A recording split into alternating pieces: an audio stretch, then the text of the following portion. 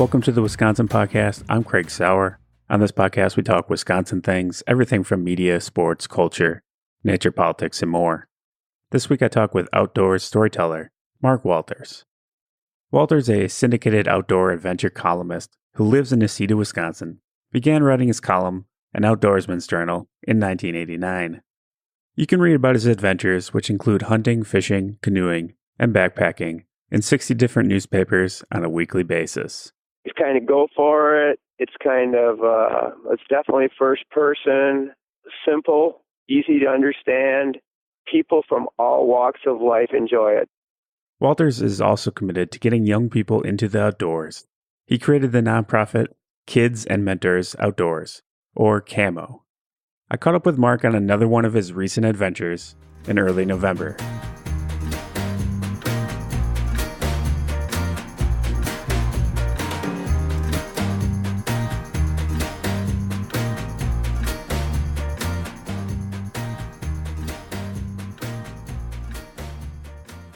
It sounds like you're on another adventure right now. What are you up to? I'm on a bow hunting trip on some backwaters of the Chippewa River in Pepin County, and I'm camping. And so I canoe. I canoe to where I bow hunt. So it's cold out. You know, it's 27 right now. It's high today, maybe 38, or 35. But we're starting to make ice, and it was cold hunting, but I had a good day. I saw two different bucks, and I didn't take a shot at either one, but good day, real good day. So who do you got with you? I'm alone. All by yourself, huh? Yeah, usually maybe half the time I'm with friends, and generally I'm with my dogs, but I'm trying to get more serious about my bow hunting, and my golden retrievers that travel with me a lot just make too much sense. So on a couple of trips that I've done this fall, I haven't taken the dogs because, again, they just make, when you're camping like this, and they get you all scented up, and like your clothes and everything, and your boots and dog scent. So they're home. So give me a picture of lay out the campsite for me. What do you kind of see? What's the site? Right now I'm sitting in a dome tent. It's tall enough to stand in. I got a 20-pound propane cylinder hooked up to a propane light. So that's my light, puts it out a little heat. I have the tent totally tarped. That helps to keep it warmer. And I have a little cook stove here, and when I get off the phone with you, I'm going to cook some venison steak. Oh, and what are you hoping to get a deer by the end of the hunt? Well, I don't really care. I mean, I go for it. Tomorrow morning I'll get up at 4:30, and I'll paddle out in the dark. It's about a mile to my bow stand where I'm hunting. I'll put the stand up early and long before daylight, and I get enough deer in a year's time that I don't really care about it on any one given trip, just like ducks and fish and moose and elk, and they add up, but I don't, you know what I mean? I don't get too caught up if I don't get things either, because I always do in the end, sooner or later. So how much of your year is spent in a tent? That's what I want to know. I would say 130 nights a year. About a little over a third, probably, maybe even 150, probably 150. Yeah, 'cause I do 52 trips a year. Not everyone is in a tent, so I don't want to lead you on there, but the vast majority are in a tent, and a lot of times I just sleep in the ground. But this coming week I'll be sleeping on the ground on my next trip. But I do 52 trips a year, and each trip is generally 2 nights, and 2 nights and 3 very full days.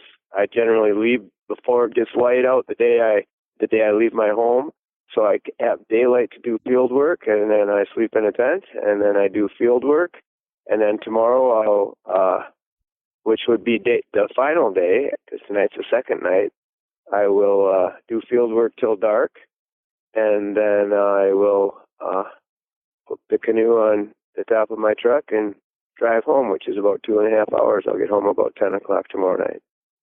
So 52 trips, is that because there are 52 weeks in the year? Yes, sir.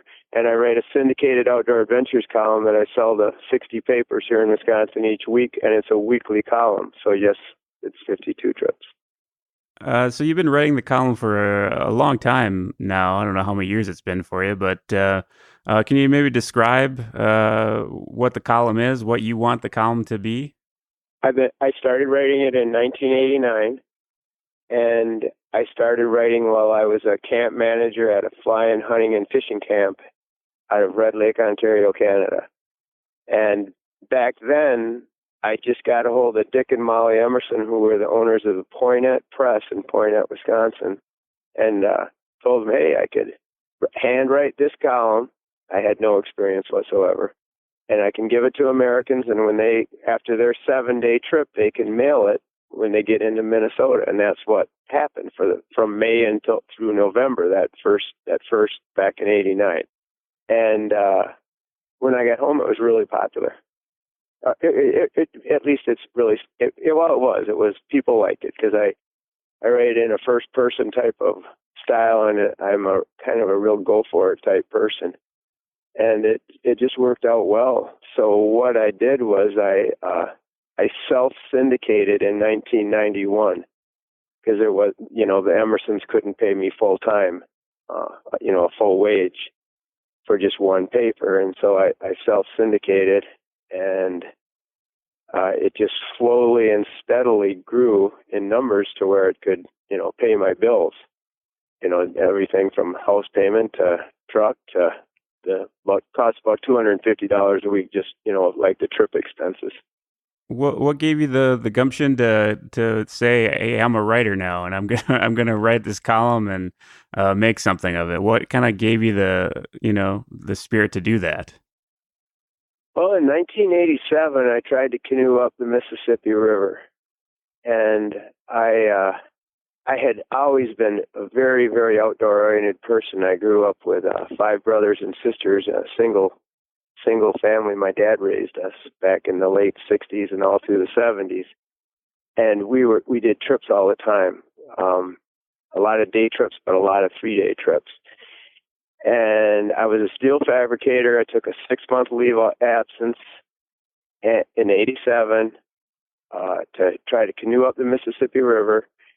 And I was canoeing just north of New Orleans. I got caught in a hard thunderstorm. I was canoeing upriver, and I came around a bend, and there was a riverboat coming right at me hard. And I was in a serious thunderstorm, and when you're going upriver, you're really fighting some current. And I messed up, and I got on his side of the river as I was going around that bend. And right as I went by him, I mean, when I say right when I went by him, he was pushing empty barges. My kayak paddle hit the side of one of his barges because I had to paddle really, really hard.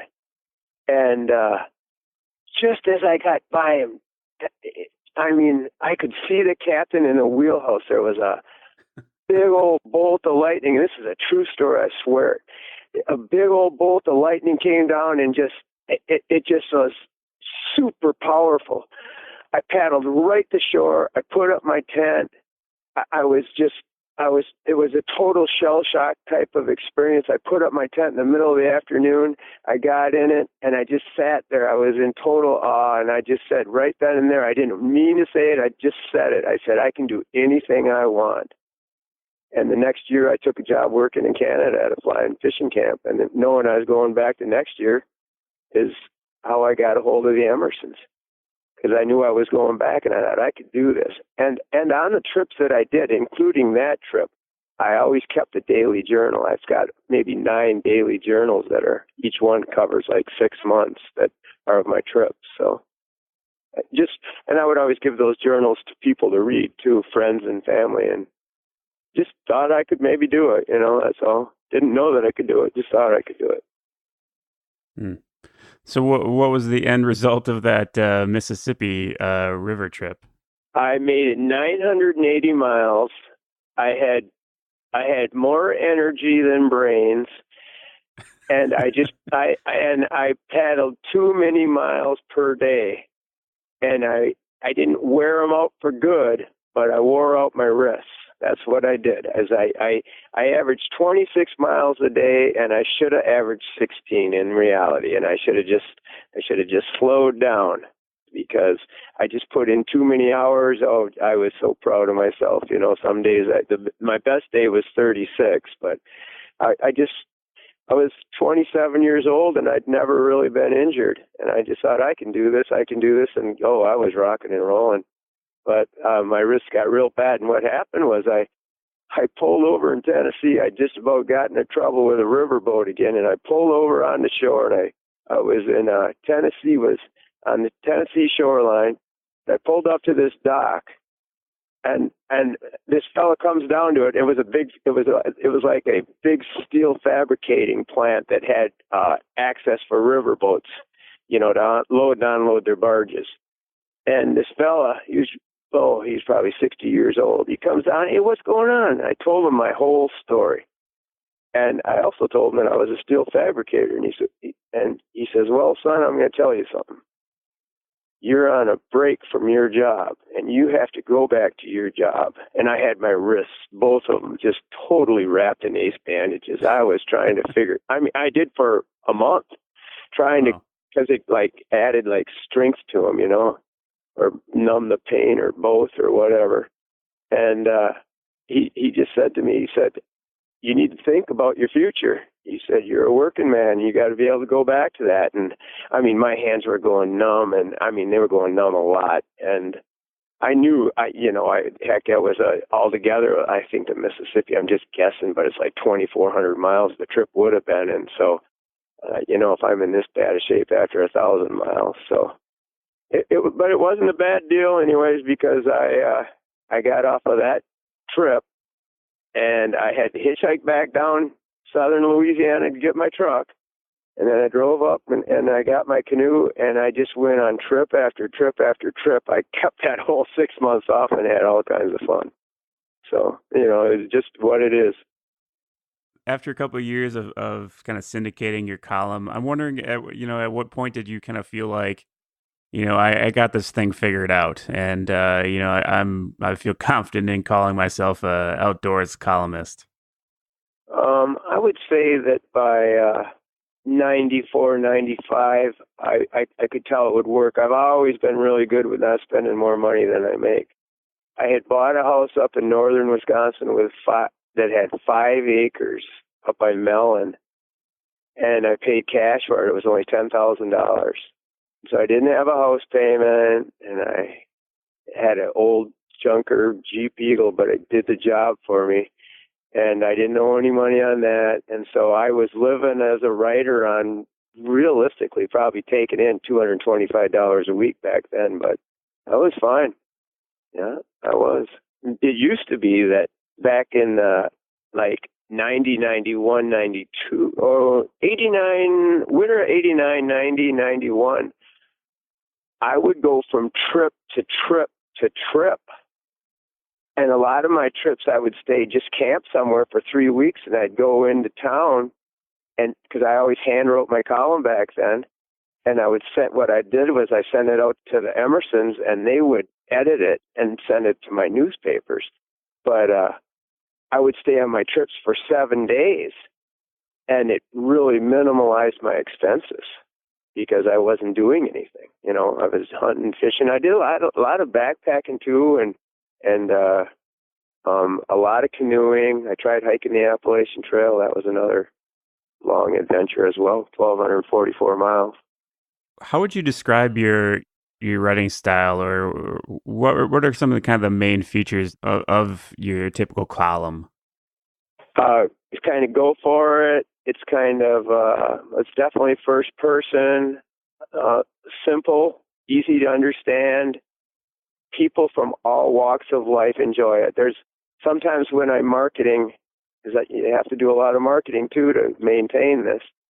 I'll be talking to an editor or a publisher at a newspaper, and they'll be like, well, we don't really have the demand for just an outdoor column. And I'll tell them, I'll say, this isn't really just outdoors, because I do a little hobby farming on the side. And I said, it's kind of like life, you know, and I've raised a bunch of kids and they've all been in it. And, you know, I'm down to one at home, my daughter Selena, who's a senior, and she's home feeding cattle right now, actually. And it's first person, it's simple, it's go for it, it's a ton of variety. My next trip, I'm home. It's right now it's Thursday night, and I'm going to go home Friday night late, and Saturday I'm going to butcher chickens. Sunday, Selena and I are going out in the woods for the day, and Monday I'm leaving for Green Bay, and I'm going to live out of my canoe for 2 days and duck hunt. That trip, because I'm going to be in a canoe, I'm just going to bring a tarp and a sleeping bag and sleep wherever I end up, because it's just a one-night trip. And then I come home, and I go to my deer camp for 10 days after I'm home one day. So it's that's how I write. I kind of write like I'm talking to you right now in reality. One of your other infamous adventures was a hike along Wisconsin's Lake Superior shoreline. I believe it was in the middle of winter. Can you take me back to the start of that trek and what your motivation and plans were for that one? Well, that trip was part of 17 trips, and what happened was there was a retired game warden when I was living in Mellon, and he was from Solon Springs, and he always read my column, and I don't even know. I think he read it in the Mellon paper, but they mailed it to him. And he got a hold of me, and he says, I want to meet you for breakfast. So I drove over to Solon Springs, and we had a talk, and he says, I've been reading your column, and I really think, because he knew about the Appalachian Trail and the canoeing up the Mississippi and a bunch of other things, a bunch of little 4-day and 10-day trips. And he says, you should go around the entire state of Wisconsin in silent sports, canoeing, backpacking, cross-country skiing. And I was like, oh, well, that sounds like a pretty good idea. And I thought, I could do this, but I knew in the back of my mind the toughest part would be from Lake Michigan to the Mississippi River, because that would all be on private land. There's not a whole lot of public land on the Wisconsin-Illinois border. But anyway, Lake Superior was my first trip for that entire, there's 17 so far under my belt. I've done all of eastern Wisconsin, all of northern Wisconsin, and all of western Wisconsin. The only thing left is Michigan to the Mississippi. And Lake Superior was my first trip, and I had no idea what I was doing. None. I was living in Mellon. I had a golden retriever that had a litter of puppies. I waited till they were 6 weeks old, sold all of them but one, the one I was going to keep. The mother was Star, and the pup was Pearl. And she pulled a otter sled with 60 pounds in it. I pulled a larger otter sled with about 85 pounds in it. And what we did was we actually did the ice, not the land. And I put in at Superior, and then I made it to, I went all the way to Saxon Harbor. That's the Wisconsin shoreline of Lake Superior. And then it becomes Michigan, which is the UP there. And I did that, and I started, and again, I had no clue, none. I had spent time on the ice, but I had no clue. Like, one, that was one of the only winters in, I don't want to say exact because I might be incorrect. So it hadn't froze over in a long, long time, and hardly ever really freezes over. It freezes, and they get good ice, maybe from shore 3 miles out, or from shore a half mile out. It depends on where you're at. And I had no idea. Well, another thing that happens is you get all these, they call them leads, and all they are is finger veins that is open water. They're cracks. And they might be 100 yards long. They might be 3 miles long. They might be an inch wide. They might be 60 feet wide. Well, there were days when I came to easily 125 leads. A typical day was at least 25 leads. And some of them you don't even know. You just step across them. But the ones that are, let's say, 40, 50 feet wide, or 60 or whatever, this was 93, so I forget, But you just got to keep going. You just keep going until the leads get smaller. and you stay 50 feet from it, and you just go. Well, and then what happens is you pick a point where you say, okay, I can jump across this. So what I would do is I pull a plastic otter sled, as did the dog, so they float, and you pull it about 8 feet behind me. So the mother Star, I'd have her stay about 50 yards back, and I would run with mine, and she'd have her pup Pearl in her sled, and I would run with mine, and I would always do it. So it was I was a risk taker. I would jump across those leads. Let's say maybe a 3-foot jump or whatever. I can't even remember anymore. 4 foot, because otherwise I might have to go another 150 yards to get it to 2.5 feet, and I didn't want to, because there were so many, they'd be overwhelming. And then I would get way on the other side of that lead. I made it every single time. I'd get way on the other side of that lead, and then I would get that dog of mine all revved up, and I'd call her, and every single time she made it. It was incredible. And I wouldn't do it with her pup, because in case I failed when I landed on the other side with bad ice, I thought, well, it got 2 survivors. But she always did it every time. It was a great trip.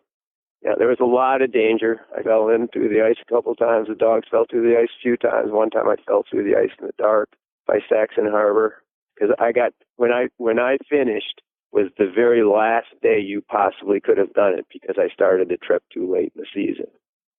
And again, I had no idea what I was doing. And I just left. I didn't even have a plan. I left it was a 76, it was a 76 Chevy pickup. I just left it in Superior, and then I hitchhiked back to it the next day. So yeah, I just slept on I slept on the ground at Saxon Harbor, and was damn happy to have made it. You get a lot of heaves, and those heaves on the Great Lakes, Lake Michigan, and as well as Superior, they can easily be 6 feet. It's just where ice, it just expands, and then it breaks up into each other, and it's kind of like a volcano. But those heaves can go for miles as well. Well, that's a whole nother trick crossing them, because they might just be straight slick ice like porcelain or something, but you're going up and you're pulling a sled. That could be a challenge as well. But it always worked out. I did it on Lake Michigan too, from Marinette to down to Green Bay, and then up to Death's Door, Gills Rock. I did that on the ice too. That was another trip, and I had some real tough heaves on that trip by Gills Rock. And one of the little minimal injuries that I have, I was climbing one of them heaves. It was a nasty one. It was the last day of that trip, and I had a Carmex bottle in my pocket. Remember Carmex, and the lip gloss, and it came in the little plat or porcelain thing, white with a yellow top, and you dip your finger in there and you put it on your lips. So you always got to have something like that in the winter when you do stuff a lot outside. And I'm climbing this heave, and I kept going backwards, and I'm climbing it. And then, of course, the same thing with the dogs, have them stay back. And I get up this heave, and I fell on that Carmex bottle right on the ball of my left hip, on the joint there. And it's not like a deforming injury or anything, but it hurts. And it was that Carmex bottle. It was like getting shot by a shotgun slug, but the slug didn't go inside. But yeah, that's what I do. And I do a lot tamer stuff now, but I still get in trouble a lot. I do a lot of well, what I'm going to do on Green Bay Monday and Tuesday. There's going to be ice everywhere, so I'm going to have to, because it's getting cold. It's going to get real cold. I see a couple nights in the next 7. It's going to be down to 12 degrees. So I'm going to have to put in on big water where it won't be froze yet. Then I'm going to go try to find ducks. So do you like a certain amount of danger with your trips? I mean, is that kind of part of the fun for you? I like danger in about 1 out of 4. I'd say I don't like danger in every one, and if I did, I'd be dead. You can't risk it too much. Yeah. That's for sure. Yeah. A few years ago, 2 years ago, I was camped on the ice. I camp on the ice a lot for ice fishing, a lot. And I was camped on the ice by Stoddard, and I was with a friend, and we were right next to shore, but on the ice, because then that's nice because we camp in these ice shacks, these tent type ice shacks that you just fold out, and they're pretty nice. Mine's 14 feet long and 8 feet wide, and so I put cots in it, and then I set up a kitchen, and then I can jig right in the shack, and then I'll put tip-ups outside of the shack, so it's pretty cool. Well, the ice was going. There was this old fella, and he fished one day next to me, and he was with his son. His son was probably 40, and he's probably, 65-ish. And they were real cool. Well, then the next day, another one of my buddies came, and we walked out across to go for perch fishing, which was about a mile. Well, the ice was in bad shape. And while we were fishing, we fished till almost dark, and then we started heading in. Well, this old fella, his son was no longer with him. He had come another day, and his son wasn't with him. And he stayed out there, and we went about 150 yards, and I says, hey, we got to wait for this guy because the ice is in bad shape. And so we did, and he catches up to us, so now we got maybe, like close to at least 3/4 of a mile to go yet. And I can read ice pretty good because I have so much experience on it. I led, and the guys with me know that. And when you do something like that where you're on bad ice, you don't walk together. You have the people, if you made it, you have the people behind you walk basically on your same line, and each person stays 50 feet back, and when you get in a touchy situation. And, well, we kind of were assuming that this fellow would be the fourth person. Well, what happened was he catches up to us, and we waited for him, and then he just starts walking fast. And he was making some real bad choices because there was starting to be all kinds of leads, but they're not leads when the ice is rotting like that. They're just rotten ice, but they can be the size of a car, or they can be 10 inches wide, but they're 100 yards long. And one time, one of my buddies said, that's not a good choice. And that given time, my buddy was behind me 50 feet. That given time, he veered. He went away from where the direction he was headed. Well, then we're about, I would say, 500 yards from shore, and I should have been bossy, but I just didn't want to be. I was trying to be respectful or something. It was probably a mistake, but he's going, and he's pulling one of those little sleds that kids go down hills with, those little plastic ones, and he's got gear in it. And he's going, and just like that, he goes in. I mean, I saw him. It was just like there was no slowing it down. He was just in. He's probably 80 feet to my right, and it was just such an obvious bad choice. And I'm like, oh, no, thank God I had a 100-foot rope in my sled, but I'm like, oh, no, this is not good. And the first thing he does, he took it well, but the first thing he does is he tries to get himself out. He was a real stout, kind of heavy man, but he was strong. Well, he couldn't do it. There was no way. He could not get out. He could not. The ice was too bad. He was too heavy. He wasn't strong enough. His clothes weighed too much.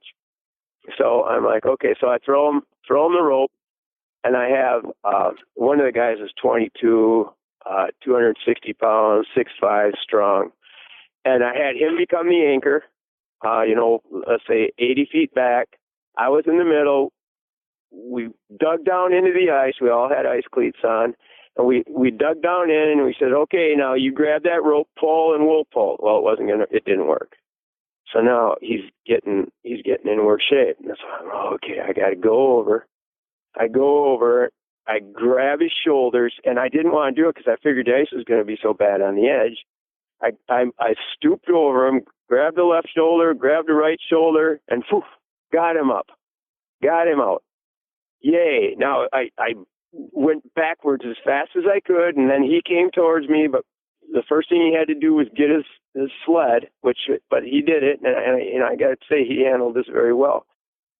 Well, we got to go, and we're all shook up. We don't go 60 yards, and he is straying. He is just straying like he did before, but even worse. Wham! He goes through again.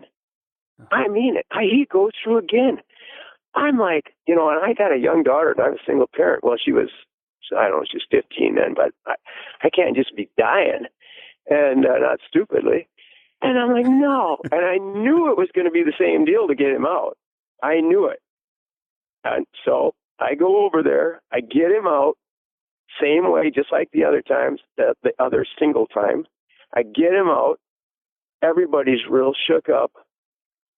Now there's a person on shore, and we're now probably roughly 200 yards from shore. And he yells out, "You want me to call for help?" Well, we had him out, and I thought, oh, but the thing was, there was soft ice everywhere. It's black, and I figured I could pick a path, and get us in. This fella does the same darn thing again. He strays and just goes right through again a third time. I'm not lying. I'm not exaggerating. I wrote this story, and I don't ever tell a lie, and I never exaggerate in my column because people ask me questions 10 years later, and this way it comes right back to me, and I remember how it was. And I get him out again, and it's no simple task, and I was extremely stressed. I get him out. I got right in his face with my hand, and I said, "You stay behind the third man, and if I see you stray again, we're going to have a long physical talk." And he knew I meant it, but I had to. And we got him in, and this guy that was on shore took charge, got him stripped. This guy got in his car and drove home in his underwear, and I never heard from him again. I never even got his name. Wow. That's a true story. Yep. I mean, when you're in on an adventure there's a certain amount of danger in it, I imagine you're pretty focused on the task at hand. But when you got some time to think at night when you're sleeping on the ice or you got some stray minutes, I'm wondering what's going through your head or what you think about when you're out in nature on these treks when you're alone. What do you think about? Well, the danger stuff I really never dwell on too much before, during, or after. You just got to take care of business. I get in a lot of trouble in canoes, but I don't intentionally put myself into stupid stuff. But to be perfectly honest, I mean, I could tell you what I think about after. There's a thrill, there's a high that you go through when you make it. That's for sure. Which so far I've always made it. But mostly because I've been doing this for 30 years in April as my job, and before that, there was a long period of time, like 8 years, where it wasn't my job, but I was traveling a lot on weekends and vacation time, a lot. And I cook. I enjoy myself. Like here, I don't have a radio. My phone is a flip phone, so I'm not looking at whatever. And I cook good meals. And I try to get sleep. I like to have a beer every night. I got a Leinenkugels here right now, actually. But I don't drink many. On my trips like this, never, ever. When I'm alone, never. But I think about what's going on the next day, and I try to get a good night's sleep. Last night, because I had a really, really full, 7 days before I came here, I was exhausted. I didn't sleep, period, the night before last. And I went to bed at 7 o'clock last night with my bed being a sleeping bag in this tent. I was toast. I was done in. Yeah. But yeah, that's what, I think about the future. I think about things that I need to take care of. Again, I have a daughter that's a senior at Necedah High School. She's a real ambitious girl. She's very interesting. So we're always things that we're going to do in the next few days or the next month, or with the stuff that needs to be taken care of. She's going to be going to Stevens Point next year, so we're in the middle of all that right now, scholarships and FAFSA, and she does real good. She wants to be a biologist. So I want to go back to the beginning of your life. I want to talk a little bit about growing up. I believe you grew up in kind of the Point Ed area for a lot of your childhood. I did. You mentioned that you grew up with basically a single parent household with your father and a bunch of siblings. What was kind of growing up like for you?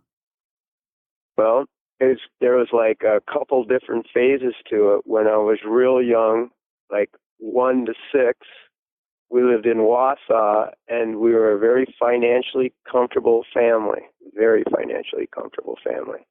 And then my mom and dad were having problems, and my mom said, hey, we moved to Florida, everything will be okay. So my dad went down there ahead of us, built a brand new house in Cape Coral, Florida, and we came down like 3 months later. We came down on my 6th birthday. On my 7th, we drove down there on my 6th birthday, and on my 7th birthday, we drove back without Mom.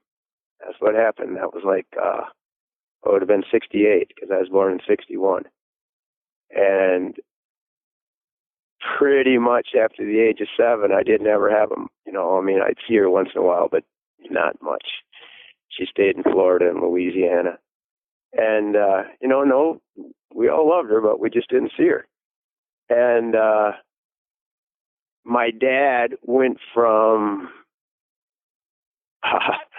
being a top man in the corporate world, president of the Wausau JCs, a major outdoorsman, though, too, to he no longer cared about having extra money. And what he did was he became a traveling salesman selling nuts, bolts, welding supplies, stuff like that to power plants and farm implement dealers and factories. So what he did was he kept their shops stocked. He was a very likable man, so he knew how to do it just right. After he got enough accounts, he would just go in and he knew how to keep them stocked. And so what he did was he realistically worked probably 3.5 days a week, and he made enough money for us to exist. But he never cared about money again. Never did. But what he cared about was taking us hunting and fishing, and that's what we did. In a way, I mean, I'm sure that's probably what happened to me, because like our kitchen was always full of the last trip's gear that you would bring in the house and the next trip's gear. And we also, like I was getting at too, we did a ton of day trips or even 3-hour things, but we were always duck hunting and fishing. We fished out at Whalen's Grade, ice fished in the winter. And we would be out there before it got light, and we would quit when it got dark, and we would ice skate, we would cook, we would be out there all day long. We would duck hunt in the area, we would deer hunt in the Necedah National Wildlife Refuge and Camp, but we duck hunted on the Mississippi. We fished on the Flambeau Flowage and camped. We were just all over. We fished Beaver Dam Lake and camped there. We fished on Lake Puckaway and camped there, in all honesty, for sure 10 trips a year. But we always drove beater vehicles, and we ate well. My dad was a great cook, and it was a big part. I always had sit-down meals. But he taught all of us that money should not be your God, and that's a blessing. It is, because people that get all caught up in that, I don't know. I don't think they're as happy as me. And I'm good with what I make, and I have enough, but I'm good at having a good time and earning a living doing it. So I imagine, going through maybe a tough family situation at a young age there, being able to connect with your father very closely on all these outdoor experiences, all these trips, that must have been really grounding and comforting, I guess, in a situation like that. Oh, it was great. Yeah, and I mean, what was really cool too was that my dad was great about taking my friends as well as my brother's friends. So we had you never knew who was going to go. I mean, you would know a week or two in advance, because he was always big on planning.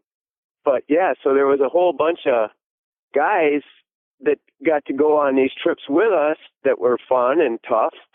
And now they still travel with us. Well, my dad's gone. He died. But that still travel with us. There's, in the gang of people that travel with me or that we travel together, in reality, there's easily 45 people. Easily. And a lot of it goes back to when we were kids, and now guys that are 45 to 70, their kids and grandchildren. So we have a huge gang of guys and gals too. Like my daughter, she travels all over with me. Yeah. So yeah, that's pretty cool. But that was thanks to my dad. Hmm. You mentioned that, sometimes your kids would pop up in some of your stories. I think that, they kind of have some regular appearances throughout the history of your column. What do they make of being a part of your writing and being in newspapers across the state? Well, they all grew up with it, and it's kind of funny because what happens with anybody, I believe, that knows a weekly writer that knows them well, eventually, one, they don't even read what you write, and two, and it's a fact. It is. It's a fact. At least that I've witnessed. Even like with a lot of your really close friends, because they hear it all from you. They know the story, if you know what I mean. They know it because you talk to them or whatever. So, there's this little, I don't know what happened, because also another part of it is like you're in stores and gas stations and at the school and all that. People are always talking about your trips and all that. That's for sure, all over. They don't think nothing of it. I mean, I think they're real proud, and they're all real tough. They're all physically tough kids that can take any kind of conditions and get out of it. And the boys, they're all the kind of outdoorsmen that are out there long before it gets light. And if they plan on doing it, no weather is going to stop them. And a lot of the times they get what they're after. One of the boys last week, two of the boys, one's in Alaska now, but two of the boys that are here, Travis and Joey, last week got real big bucks with a bow, and then Joey got his bobcat with a trap. You only get a tag like every 8 years, and that was his first one. And then they both did very well duck hunting. So that's just their week, and they both work too. So. Do they ever give you tips on what to write? Dad, write this down. They don't even talk about it. No. They grew up in a rough and tumble house where it was trip after trip.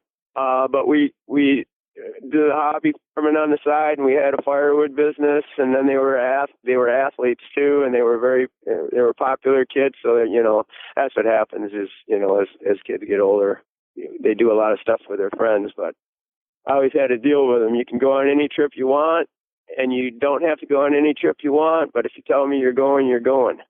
Because, me, I'm always planning the next 4 trips out, generally speaking. So obviously you're a big believer in sharing the tradition of hunting, fishing, trapping, and just the outdoors with the younger generation. And you started Kids and Mentors Outdoors, KAMO, a nonprofit mentors group that takes kids out into the outdoors. Back in 2006, you started that. Where did the idea come from to start that group? Everyone knows, it's over 35. Especially that's outdoor oriented, that there's way less kids in boats, in duck blinds, on deer stands, in canoes, heck, pedaling bikes than there used to be, percentage-wise. And that's not good. There's too many kids that are just, they're not active. I don't care what you do, silent sports, hunting, fishing, riding your bike, shooting baskets, but it's good to do something. And I came up with this idea in 2006, and in December of 2006, I wrote in my column that what I'm saying to you right there. And then I said, first 3 people that get a hold of me from 3 different parts of the state that think they can get 5 people together, I'll come and we'll meet and we'll talk about what we can do, and we'll go from there. So on Friday, I met at a cafe in Ladysmith. On Saturday and Sunday, last weekend in February of 2007, on Saturday and Sunday, I winter camped on Lake Galilee at Mellon and got in a fishery, so I'd have something to write about. On Monday, I met with a group of people at the Visitor Center in Florence. And on Tuesday, I drove down and met at River's Edge Resort in Wisconsin Dells with a group of people. And those are what would end up becoming the first 3 of 7 chapters of Kids and Mentors Outdoors. Ladysmith is the Indian Head chapter. Florence is the Northwoods chapter, and the Dells, that was actually Lake Delton, is the Baraboo River chapter of KAMO. And so, yeah, it's been a long task. There's everything from getting your 501c3 nonprofit to insurance to bylaws, all this. None of us had a clue. Nobody, when we first met, nobody had any idea. We just thought we were going to take kids hunting and fishing, canoeing and all that. Well, just finding insurance that we could afford. But we did it, and we've been at it now for 11 years, 12 in February, yeah. And I'm the president, and it's without a doubt, I mean, no exaggerating, 12 hours a week of just phone calls, emails, administrative type stuff, delegating, listening, because there's 7 chapters, there's 32 officers, there's realistically probably 140 members, but then there's probably another double that at least of people that aren't members, but they're there and they help and all that. They just don't want to go to meetings, and so there's a lot of people out there that are willing to help, but they don't want to go to meetings, and that's just life. But we do real well. We do. We got a big hunt coming up at the McKenzie Environmental Education Center. We call it the Joe, and that's the second weekend in December, and the kids stay there. There's about 23 each year, and they stay there for 3 days, and they hunt deer, and it's a simulated deer camp, and they love it. Yeah, but we do all kinds of we do a lot of one-on-ones, and we have a chapter in La Crosse called the Cooley chapter, and Mike Brown runs that. He's the president. He's a retired school teacher. He taught math and science on Alaska. He just retired last year, and he's extremely active. That chapter easily does 100 or 90 events a year, and then just a ton of one-on-ones. They're very, very active. Yep, it's a cool thing. What's been the best part of KAMO for you? Seeing that it's working and will continue to work, and you see kids that were 9, 10, 11, 12, and now they're young adults, and they tell you good things that, how it inspired them, or just how much they enjoyed when they were in KAMO when they were young, and in some cases, some of them are KAMO members or right on the edge of becoming KAMO members, and there's a lot of parents too. There are a lot of single parents, they just don't have the time to get their kids in the outdoors, and they use KAMO to do that, and they're very happy as well. Very happy, because single parents generally don't have time or money, and we don't charge it. We've never charged a dime for anything from any of these kids, nothing, or their parents. We come up with the money ourselves. What would you say is the secret to getting younger people interested in the outdoors? I know that's something a lot of people are trying to figure out. Have you found anything out over the last 10, 12 years? Well, the best thing you can do is, when they're young, if they're only, let's say they're 9 or something, and it's the first time, keep it simple. Let's say you're taking them deer hunting. I took a girl on her first bow hunt and camping trip for the youth deer hunt 4 weeks ago. And she'd never been hunting, never been camping. Have good food, laugh a lot, don't put pressure on them. Make sure they have the right gear, especially clothes, whether it's their boots or their socks or their gloves or their hat. When she was in a tree, I did the same. I take all kinds of kids all over, and I did the same thing with her that I always do with kids. We play a spotting game. You get a point for a squirrel, 5 points for a deer, 3 points for a turkey, 4 points for a duck. And so, because you don't see many deer when you're actually deer hunting. I mean, sometimes some people do, but in reality, like with her, the first day we didn't see a single deer. And then the second day, right when we were about to quit, we saw a deer, and she got it. But if you do things like that, like you have fun little snacks, and they're dressed right, and you play like the spotting game keeps them into it. Plus, they learn how to identify wildlife. Otherwise, they just kind of hardly even notice it, when they're new to all that. So that's something I do, and I always cook good meals, laugh a lot. That's a big part of everything. Keep them happy. looking back on your all your adventures that you've been on, what would you say are on the like in the top five or maybe the top three of all time for you? The ones that you've enjoyed the most or just stand out the most to you? One of the best ones that I was ever on was, it's hard to say the best, but when it comes right to my mind is, I got a buddy that my dad took with me all over. His name is Jeff Mall, and his 4 boys will be at our deer camp this coming week, and with Jeff, and there's a whole bunch of us. We're called the Red Breast Gang. There's about 25 of us, but I was going on a moose hunt where I used to work in Canada. I was going by myself, and I was going to get flown in and just live the life. And flown in, and then you go to a fly-in cabin, and then you take boats or canoes, and you just go for it. Wear chest waders for 2 weeks, and I was totally excited to be going by myself. Well, he called me up about 2 weeks before I went, and he goes, "Hey, guess what?" And I go, "What?" And he goes, "I'm going moose hunting with you." And moose hunting can be a little pricey, and I hadn't even asked him. And he says, "I'm going moose hunting with you." And I go, "What?" And he goes, "Yeah." And so I go, "Well, all right." So he's going moose hunting with me. Well, we have been best friends all of our lives, and we do millions of things together. Always have. And we get flown in. The first day we go scouting, like you're gonna do, and we go to a lake called the Portage Lake, and we take a boat to that, and then there's a boat on the other lake with a motor, and we find this area. It's a couple miles in. It looks good, and that's where he's gonna go the next morning. Everything in the dark, of course. And then we go to another lake. We go back to the main lake, and then we go portage to another lake, and I find a spot I like. And I'm literally probably like 5 miles from him. And it's kind of funny. I can tell you this, and you can edit it if you want or whatever, but he's going to his place in the dark, and he's still got like another, well, he's got like another, I don't know, mile to get to his place or whatever, something like that, where he's going to hunt. And all of a sudden, he's got to go to the bathroom real bad.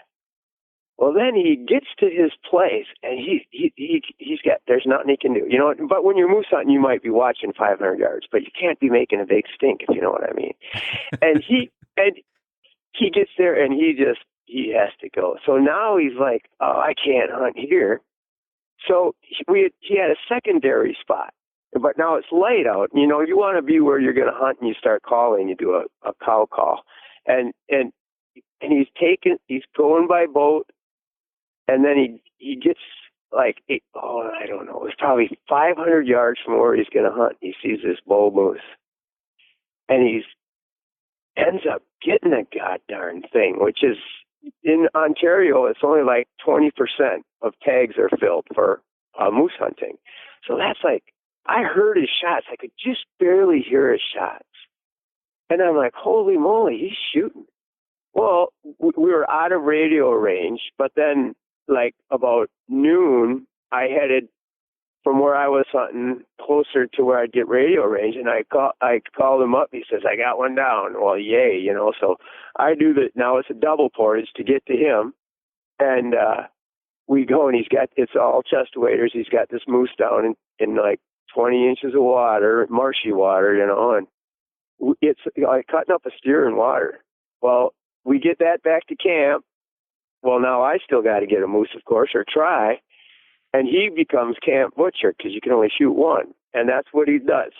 For the next 3 days, he's boning out meat. He's packaging meat. And I'm hunting. And every day I would leave in the dark because I had to do my portage and hike in. But then I was looking on the map, and I saw this place that was a double portage away. And I'm like, God, that looks like it'd be good. So the end of one day, I did the double portage in there, and I'm like, ooh, I like that place. It was a river leading to another lake. And so the next morning, I hike in there, and it's, of course, it's dark. And it took an hour and a half to get there. I double portage, so that's 2 boat rides, 2 hikes. And I get in there, and I'm calling, and and I mean, like I said, it's getting a moose. It's not that easy in Ontario. It really isn't, especially a bull. And I'm sitting there, and across the river, and you say the word "or" into a birch bark call, which it's like a funnel. You just say the word "or" long and drawn out, and that's your cow call. And I learned that when I worked in Canada, because I would just call them in during the rut when I wasn't hunting. But anyway, so I thought I heard a stick break way in across on the other shore. The river's maybe 60 yards wide. I thought, nah, But I mean, I'm talking maybe 200 yards into the woods. Maybe I heard a stick break, but I don't know. I can't get over there, and then, like 15 minutes later, I heard a stick break, and it was closer. I'm like, I got a moose coming. 15 minutes later, I see this big bull moose. Well, it's 54 inches, which is really good for Ontario. He comes to the other shoreline. He's looking right at me, and I'm just in awe. I was, because he was big, he was beautiful. I had been on other hunts and not gotten a bull. I had gotten cows, but I'd never gotten a bull. And I popped him.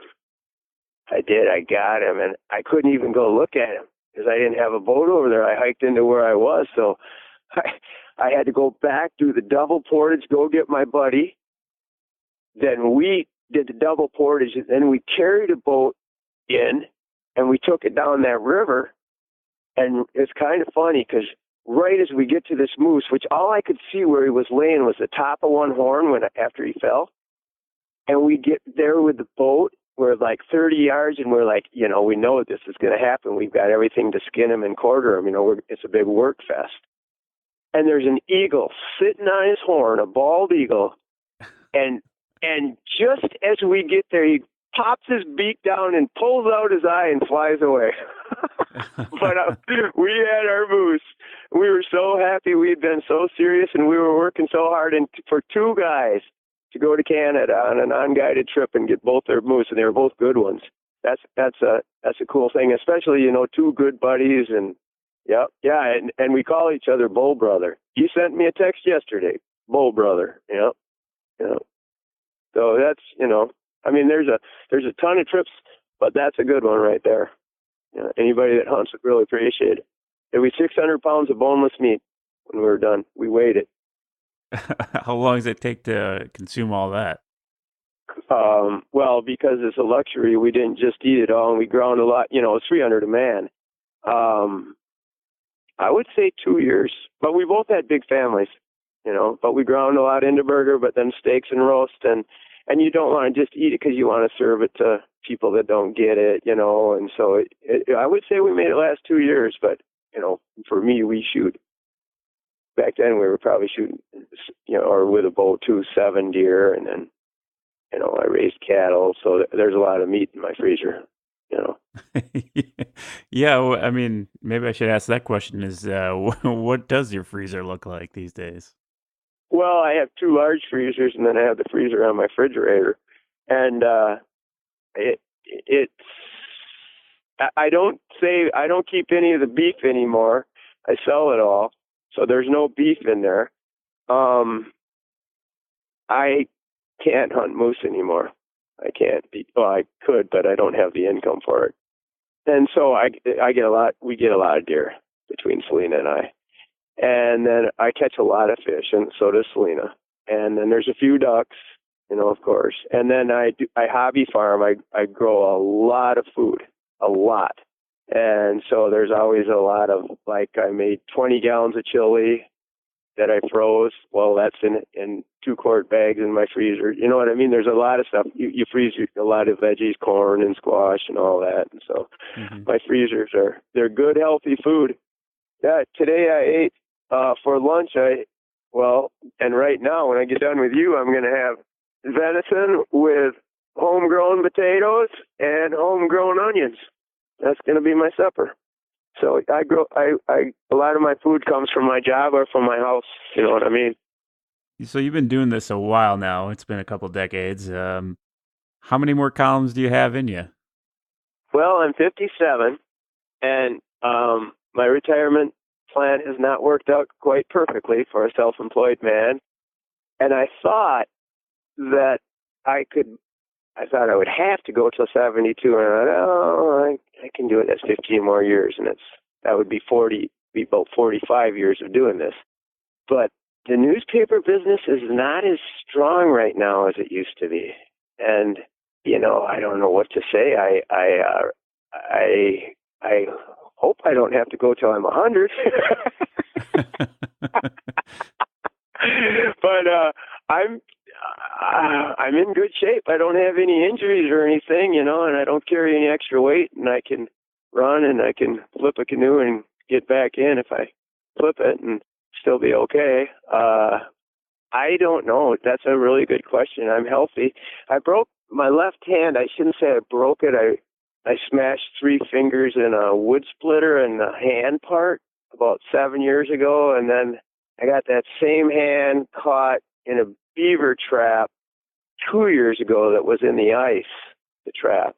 And then, I had to get it out, which was hard. And that hand, that might end up giving me a little trouble down the road. It never did. It just hurt. But sometimes now it does more than hurt. That's just in the last few months. But hopefully I can tough that one out or whatever. I don't know. But I don't really have any. I mean, I've been hurt. I'm probably realistically hurt 5 times a year, but I don't have any lasting injuries other than the hand. Yeah. So do you have any bucket list items that you need to tackle yet? Any adventures that are on the radar that you feel destined to do at some point? If my left hand can handle it, I'd like to finish the Mississippi in a series of trips, maybe 80, 100, 120 miles at a time, if my hand can handle it. I think it can. And I'd like to finish the Appalachian Trail. I did that 1,244 miles of it. I don't know what it is, like 2,500 miles. I'd like to finish that in a series of trips. If I ever had the time, I maybe would write a book and then another one down the road. But right now, I have zero time. Everyone talks to me, oh, why don't you write a book?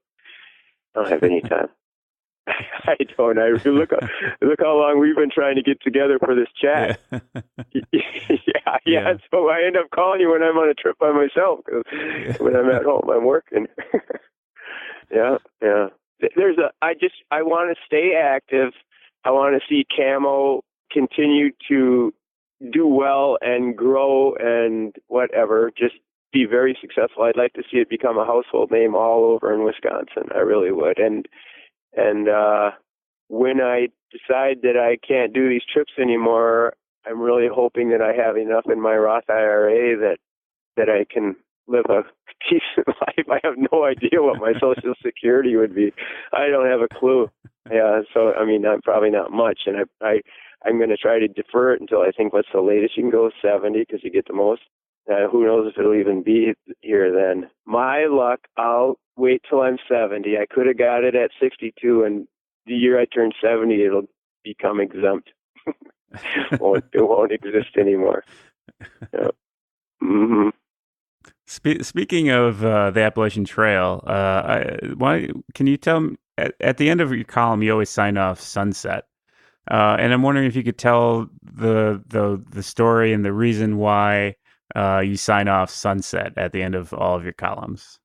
When you hike the Appalachian Trail, when you're attempting to hike the entire Appalachian Trail, or let's say you're going to do, let's say, 1,000 miles, you are given or give yourself a trail name. And then whenever you meet another through hiker, that's what I was a through hiker, you don't say, hi, I'm Mark Walters. I was Sunset. My dog, Ben, who hikes with me, Golden Retriever, he carried 20 pounds. He was Golden Bear. He was a big 120-pound Golden Retriever, great dog. And I was Sunset. And that's how that happened. I just became just the way it is. That's how I end my column for a long, long time, since the early 90s. Yeah. How'd that trip fare? Obviously, it made an impact on you that you'd want to continue to reference it through the rest of your writing. Oh yeah. It was a great trip 1,244 miles, another one of those where I did too many miles per day. I've always been able to walk and run and carry things really, really well. So it's kind of funny because the way I did it was when you're a thru hiker, you stay where there's water at night. And usually there's a little 3-sided shack. And I didn't ever like to sleep in them. Some people did. I would always be in a tent 50, 80 yards away. But you would visit with some of the other hikers at night. If there were others there, there might be 2 or 3 or 4. And everybody else would always get up and get going like an hour before me, but I would putz, and I liked that. And but because I could walk fast, and I just that trip to me, it was a walk in the park. I didn't have a problem. 1,244 miles. I was loving life. I made a million really, really good friends on that trip, and one day I was hiking, and all of a sudden, I had to take a pee, and I peed out blood. And I was like, holy moly, what the heck is going on here? And just like that, I got really, really sick. And I was 3 miles from a gravel road. And I knew there was one of those 3-sided huts about a half a mile from the road, and I knew some of my friends were there. Well, I was going down fast, and it took me, I didn't get to my friends until well after dark. And the last like 400 yards, I knew how that I was getting there. They got mile markers out there. There's markers, and I got to them, and they all knew I was in bad shape, and it was kind of embarrassing because the next day they got me down to the road, and somebody, was going to get an ambulance, but there was this goddamn film crew there at the road, and they were filming thru hikers and interviewing them. And here they get a goddamn casualty, so it was perfect stuff for them. It was so embarrassing. God, it was horrible.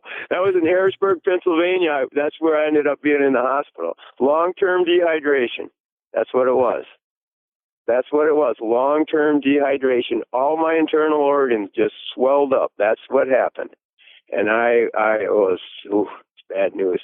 You don't even really hardly hear about it from anybody, but maybe in some countries you do, but not this country.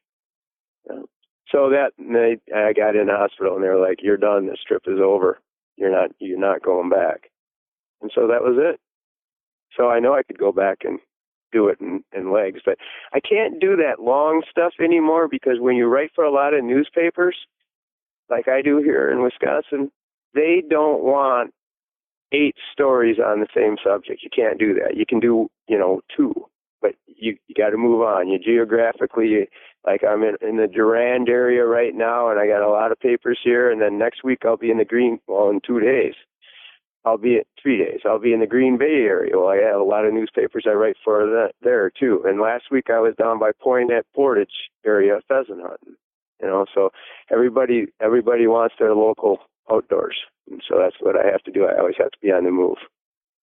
Well, it occurs to me that there's probably few people in the state of Wisconsin living right now that have seen as much of the state as you have.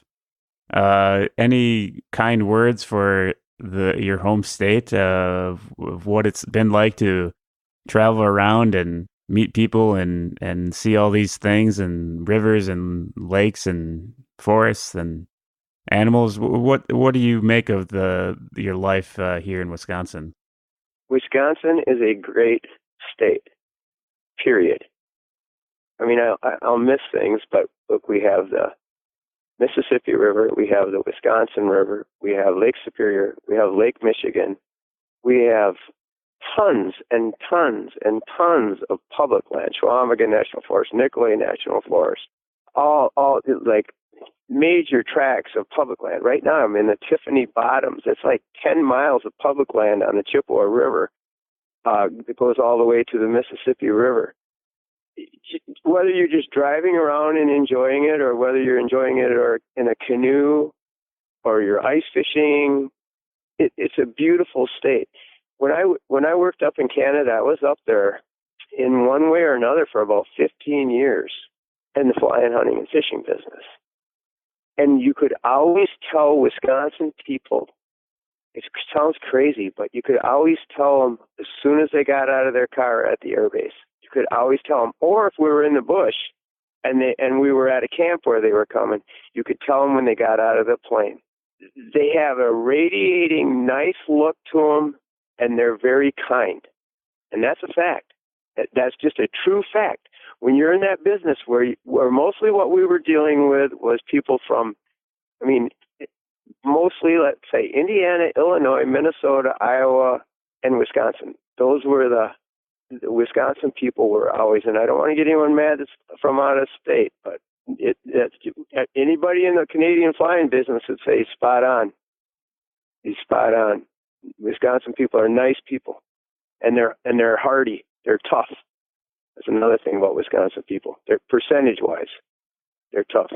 Illinois people tended to be a little bit demanding. You'll probably nice. Edit that, but I like that. No, I liked how you snuck that one in. They were. Oh my God! Yeah. Well, great. Anything else you want to talk about while I got you on the phone? No. If anybody out there wants a good outdoor column, www.outdoorsmansjournal.com or Mark Walters, you can find me. I'm in a business that's tough, and I understand it. So, I sell my product for a very, very low price because I understand the people I'm selling it to don't have a lot to work with anymore, and so I make my money in numbers. And the papers it's in, it is very successful. There's no doubt about it. The readers like it. So yeah, if there's any way I could pick up one or two more, I really do want to do this until I can't, basically. Yeah. Until I'm older, significantly older. Like I couldn't quit right now. I'm not at work today. I'm on a camping trip. That's the truth. But yeah, there's been a little slowdown in the industry, I would say, the last little bit here, and and life has become more expensive to live as well. Yeah, but no, it's all good out there. In reality, it is. Well, great, Mark. You stay warm out there. It's I can't imagine camping right now. I had trouble taking my dog out for a walk for 10 minutes. So I wear hip boots where I'm bow hunting, and to get in my canoe, I wade into knee deep water, and then my canoe is in the river right now, and then I wade to my bow stand where I'm bow hunting, which is about a mile canoe trip, and I have not been able to. I wear coveralls, and I have not been able to zip up or down the bottom zippers on the legs that go from the knees down because they're frozen solid the whole time I've been here. So I have to leave them open. It's the only way I can get, because I wear my hip boots underneath them. And then I wear the coveralls over them. And yeah, it's cold out. I mean, it's not cold like what we're going to see, but it's cold. And I'd rather that it didn't. I'd rather today it was 45 with a low of 30 versus, a high of 33 and a low of 18.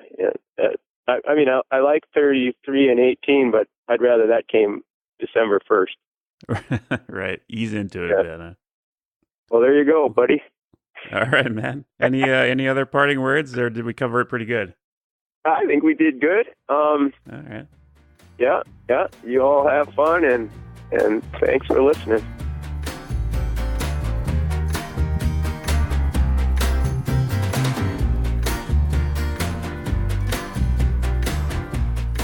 Great to get a chance to talk to Mark. I want to make sure to also give a shout out to Rachel Blair, who wrote a great profile of Mark for the Poinette Press in 2014. It was a great roadmap for this interview. I'll let you go Google it, see if you can track it down. Make sure to subscribe to the Wisconsin Podcast on iTunes, Stitcher, or Google Play. You can also stay in the loop about the pod by visiting wispod.com and following the show on Twitter at WisPodcast and on Facebook at the Wisconsin Podcast. Cheers.